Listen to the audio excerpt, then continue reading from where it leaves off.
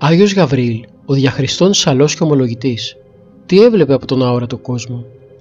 Γέροντα, γιατί όταν είστε κοντά στο ναό φτύνετε και όταν περπατάτε έξω από την ταβέρνα κάνετε το σταυρό σας και προσεύχεστε? Ο πατέρας Γαβρίλ σήκωσε το βαρύ σταυρό της αλότητας, της τελειότερης μορφής αγιότητας, για να αφυπνίσει στο γεωργιανό λαό και να τον επαναφέρει στην ορθόδοξη πίστη, που τότε υπό το άθεο κομμουνιστικό καθεστώς ήταν απαγορευμένη. Ξυπόλυτος και σαν ζητιάνος, υποκρινόμενος τον τρελό και το μέθησο, πήγαινε όπου είχε πολύ κόσμο και κήρυτε το Χριστό. Αλλιώτικα, δεν θα με άφηναν, σχολίαζε ο ίδιος πολύ αργότερα. Διηγείται ένας πιστός. Μία μέρα βγαίνοντας από τον ναό μαζί με τον πατέρα Γαβρίλ, εκείνος έκανε το σταυρό του. Μόλις απομακρυνθήκαμε μερικά μέτρα, στράφηκε ξαφνικά προς τον ναό και άρχισε να φτύνει. Ύστερα, περνώντας έξω από μια ταβέρνα, έκανε πάλι το σταυρό του. Βέβαια, αυτό το έκανε συχνά και δεν μπορούσα να το εξηγήσω, και έτσι δεν συγκράτησα την περιέργειά μου. Γέροντα, γιατί όταν είστε κοντά στο ναό φτύνετε και όταν περνάτε έξω από την ταβέρνα κάνετε το σταυρό σας και προσεύχεστε? Αφού με ρωτάς από καρδιάς, θα σου πω. Αυτό όμως αφορά μόνο εμένα.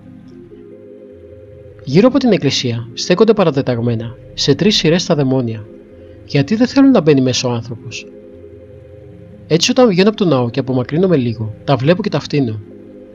Ενώ όποτε περνάω από την ταβέρνα, βλέπω τους Αγίους Αγγέλους να κλαίνε που μεθοκοπούν εκεί οι άνθρωποι, και αρχίζω μαζί τους να προσεύχομαι, να αφήσουν την ονοποσία και να πάνε στο ναό. Ο ναός συμβολίζει τον ουρανό. Να περάσω από μπροστά του και να μην μπω μέσα. Αν περάσει μπροστά από την εκκλησία και κάνεις απλώς το σταυρό σου, σημαίνει ότι χαιρετάς τον Θεό και τον προσπερνάς. Τότε τα δαιμόνια χαίρονται. Γι' αυτό πρέπει να διαπεράσεις το κλειό τους ή τουλάχιστον να πλησιάσεις την πόρτα του ναού και εκεί να κάνεις το σταυρό σου. Αν δεν έχεις χρόνο, κάνε απλώς το σταυρό σου και ζήτησε από τον Κύριο συγχώρεση που δεν μπήκες μέσα. Μια φορά ο γέροντας φαινόταν στεναχωρημένος.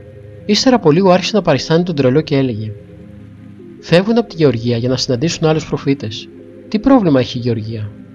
Ίσως εδώ μάλιστα να βρίσκεται και κάποιος λίγο πιο μεγάλος από τον Άγιο Σεραφείμ του Σαρόφ.